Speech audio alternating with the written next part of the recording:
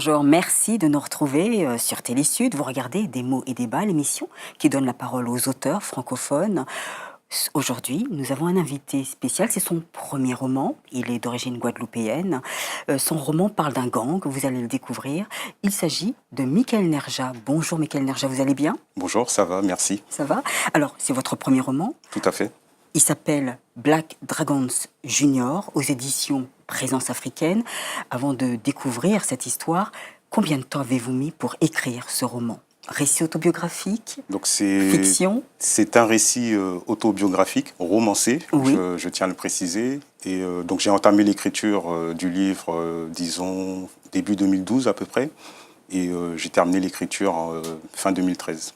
Voilà, donc à peu près 1 an et demi, 2 ans, pour l'écriture. Eh bien, très bien. Eh bien, on va découvrir justement les Black Dragons Junior aux Présences africaines. Le premier chapitre, c'est Au fil des pages.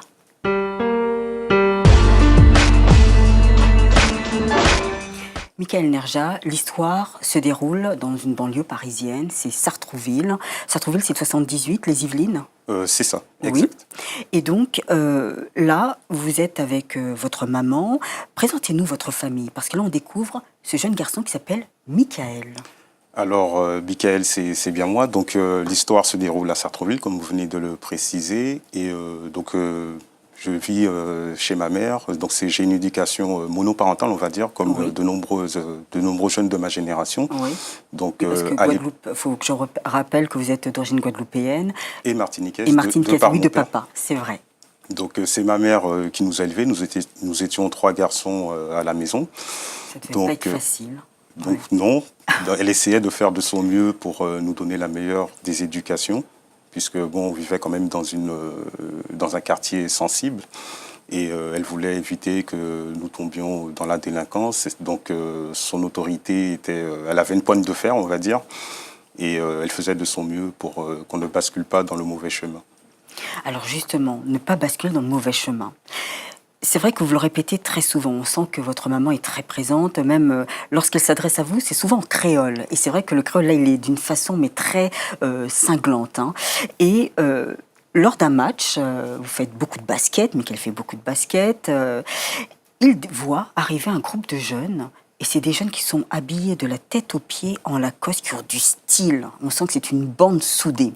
Et là, vous craquez littéralement, c'est-à-dire que vous avez envie d'intégrer ce club. Ce groupe? Alors, c'est comme une fascination, une révélation, oui. Puisque d'un côté, j'avais l'éducation très stricte de ma mère. Donc, les seules fois où je pouvais sortir, c'était uniquement pour aller à l'école. Je rappelle que j'avais 17 ans à l'époque. Donc, les moments où j'avais des droits de sortie, c'était soit pour aller à l'école ou uniquement pour aller faire du sport, c'est-à-dire notamment la pratique du basket.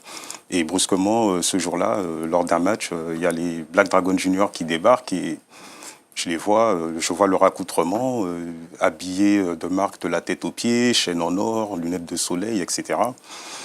Et je me suis dit, mais j'ai envie d'en être, je veux faire partie de cette bande, puisque je ne savais pas encore que c'était un gang. Donc, et voilà, je me suis donné pour but de pouvoir intégrer ce gang. Voilà, c'est comme ça que démarre l'histoire. En effet. Et un jour, vous êtes dans un transport en commun, je sais plus, dans le bus, et vous voyez le leader du Black Dragon, et là, vous le suivez.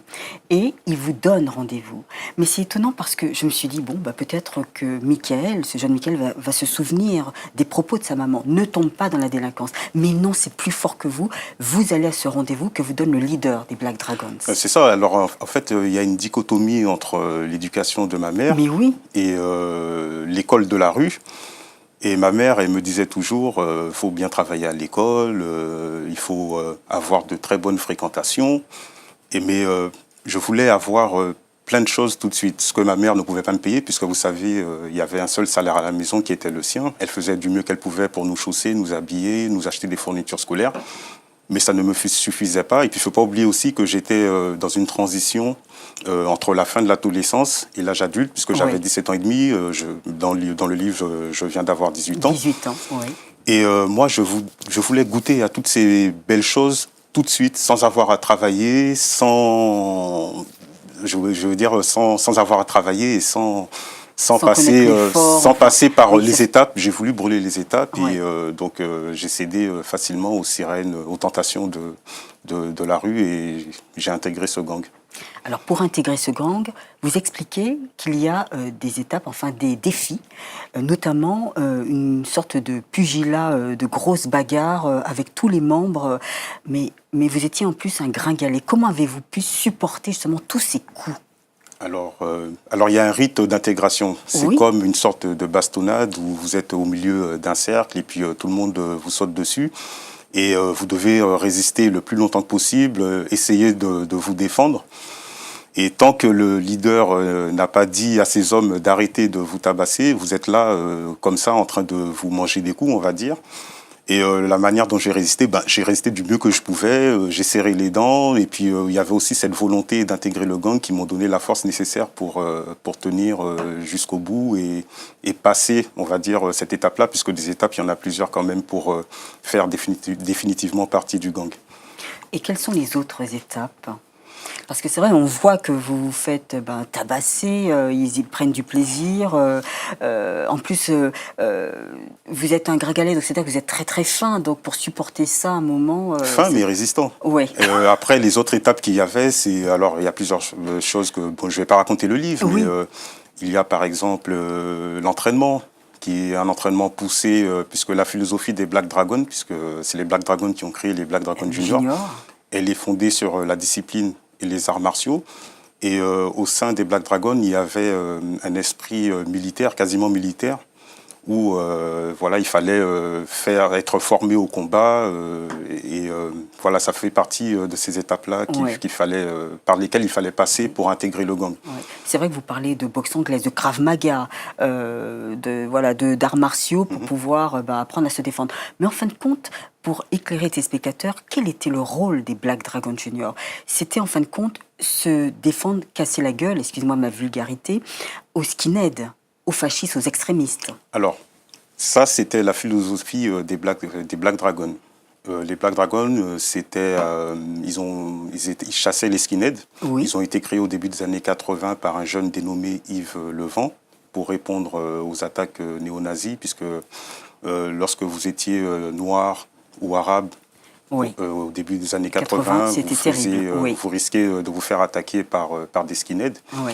Et face à l'immobilisme des autorités en place, notamment de la police, des bandes afro-parisiennes ont décidé de se défendre et de riposter par leurs propres moyens, un système d'autodéfense. Et ils se sont mis à éradiquer les skinheads de Paris. Et à la fin des années 80, il n'y avait plus de skinheads à Paris. Oui. Alors ensuite, au début des années 90, il y a eu l'arrivée du hip-hop en France. Et cette idéologie s'est un peu perdue. Et ces bandes qui étaient unies dans ce combat pour combattre les skinheads se sont retrouvées à se battre entre eux, à se dévorer. Donc ça a amené ce qu'on appelait la guerre des gangs, guerre de territoire, trafic de drogue, etc.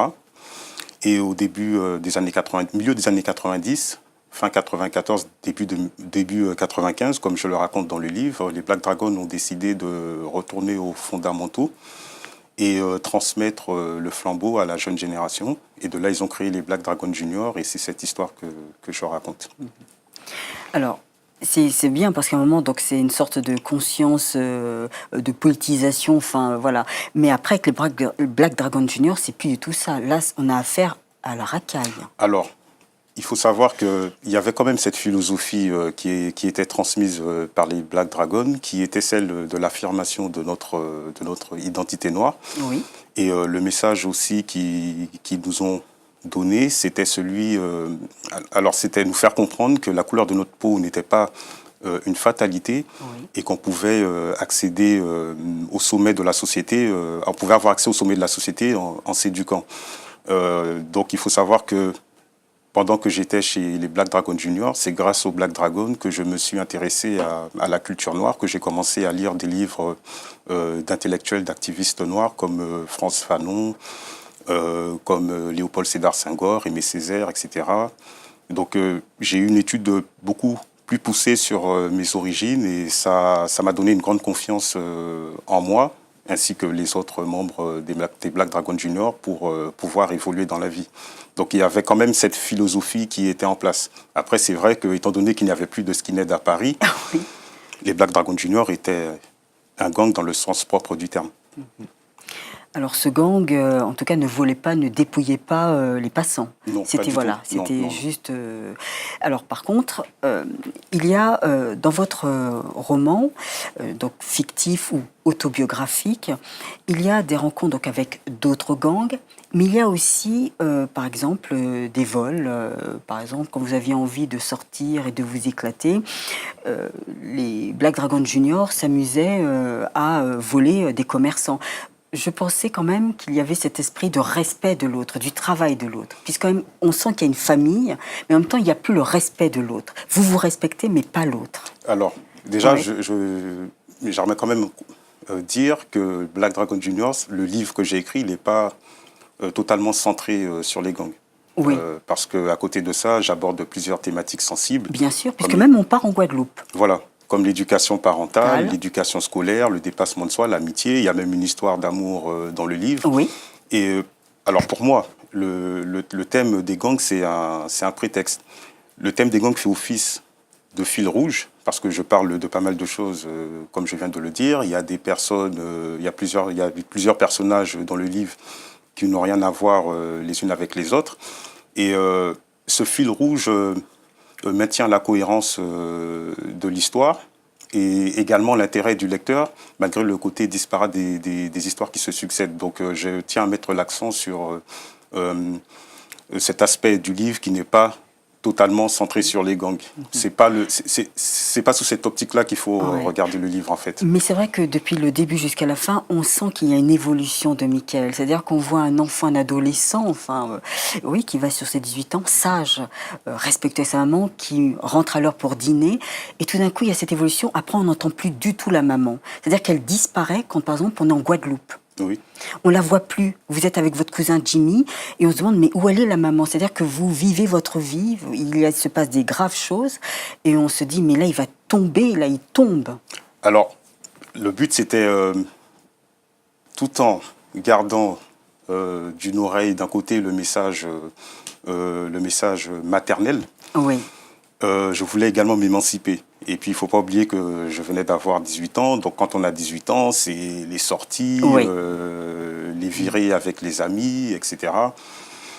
Et voilà, on est vite tenté par des choses qui sont un peu, comment dirais-je, illégales, entre guillemets. Mais bon, ça fait partie de ma jeunesse, c'est ce qui m'a forgé. Et puis, il faut dire aussi que j'étais quasiment toujours un enfant et que je n'avais pas une expérience concrète de la vie. J'apprenais, en fait, c'était mon apprentissage. Donc, il y a eu l'apprentissage, l'éducation que m'a donné ma mère, mais il y a aussi eu l'apprentissage, l'école de la rue, on va dire. mais justement, et votre maman, donc parce que la maman de Michael, dans le livre, elle a dû voir une transformation de son fils. Elle ne s'est pas posé de questions.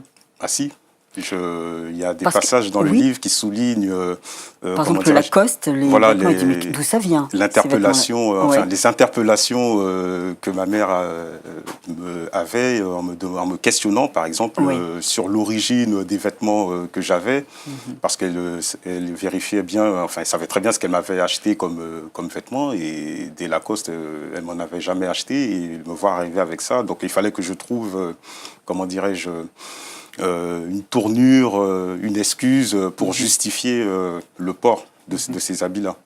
Dans votre roman, on a l'impression que Michael prend énormément d'assurance. C'est-à-dire qu'au début, bon, c'est un jeune basketteur qui est là qui est très sage.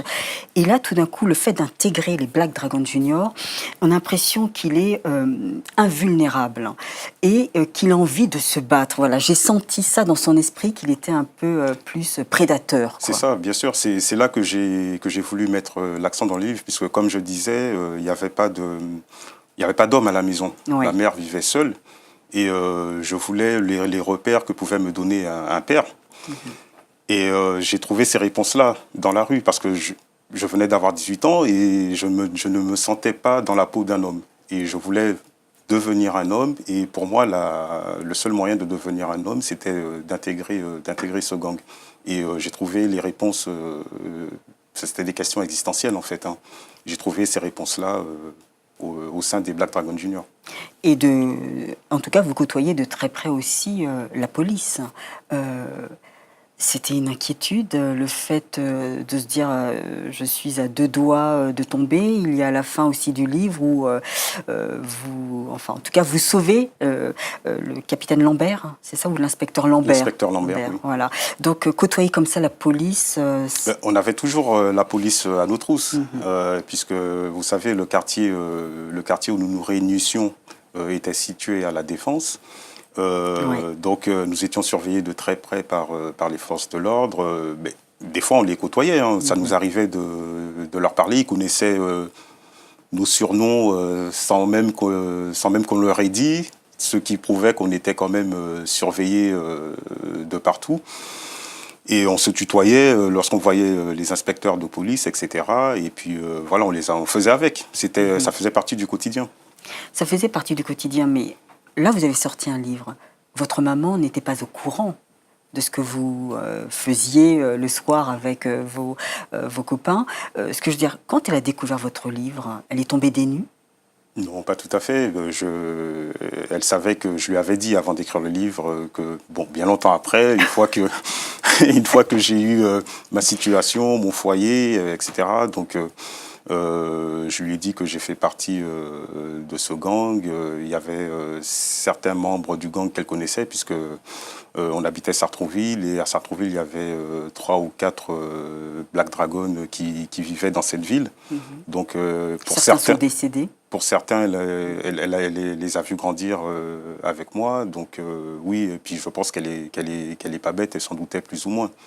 Mais bon, après, elle n'a jamais baissé les bras. Elle a toujours essayé de me ramener dans le droit chemin. D'ailleurs, dans le livre, j'explique bien que j'ai quand même été au bout de mes études pour répondre aux attentes de ma mère vis-à-vis de l'éducation scolaire. Donc, j'ai pas quand même voulu dévoyer du système scolaire. Et le modèle, parce que c'est vous l'aîné de la famille, par contre? C'est moi. Oui, c'est vous. Le modèle que vous étiez pour les frères cadets, Benjamin, comment faisiez-vous? Alors j'essayais de divulguer, enfin non pas de divulguer, j'essayais de ne pas dévoiler qui j'étais vraiment. Moi j'avais ce rôle de grand frère protecteur, et je voulais surtout pas qu'il répète ce que moi j'ai fait. Donc j'ai fait de mon mieux pour cacher cette vie-là et essayer de leur donner une bonne image de moi et les pousser de l'avant comme le faisait ma mère, puisque en fait, n'ayant pas de père à la maison, j'étais en quelque sorte son relais pour les petits frères. Très bien. Eh bien, merci beaucoup, Michael Nerja. En tout cas, je laisse les spectateurs le soin de découvrir justement le reste des histoires, parce qu'il y a beaucoup de péripéties. Voilà, on craint pour vous, quoi, à chaque fois. En tout cas, voilà, c'est Black Dragons Junior aux éditions Présence Africaine. Nous allons passer tout de suite à Carte sur table.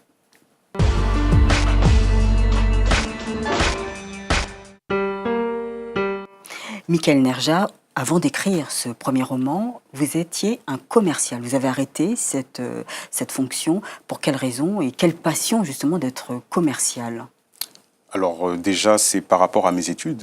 Tout de suite après mon bac+2, j'ai intégré un grand groupe d'assurance. Je ne dirai pas le nom.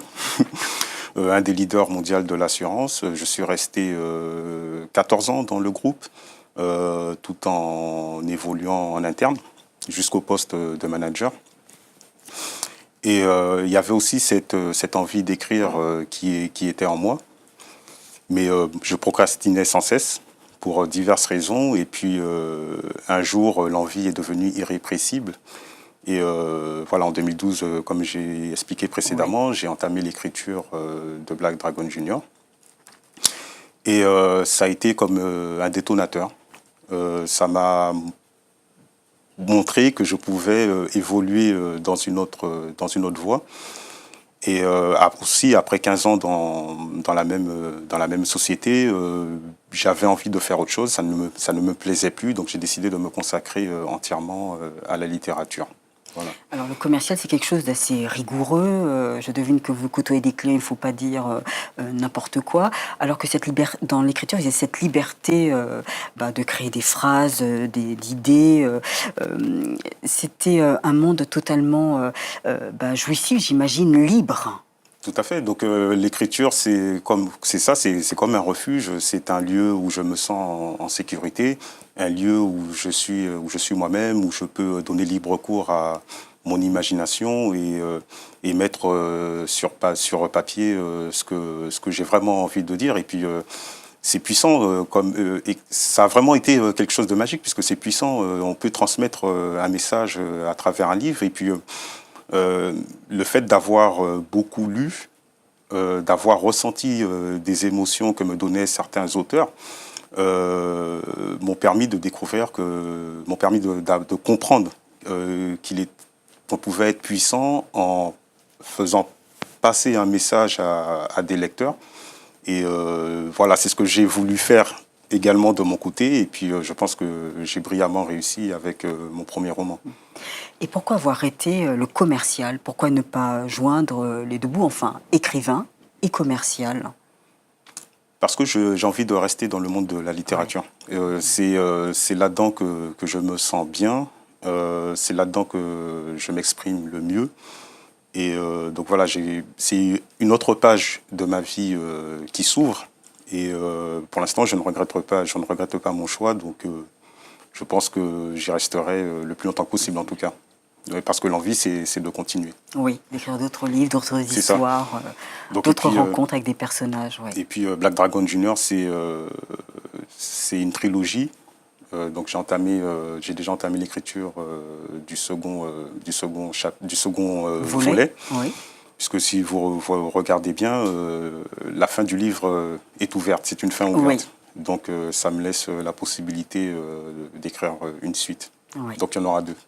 Très bien. Bien, écoutez, bon courage. Merci. Et puis, parce qu'en tout cas, c'est très très long pour écrire et je vous souhaite vraiment bonne continuation, bon vent. Et nous allons passer à la dernière partie de l'émission, le coup de cœur.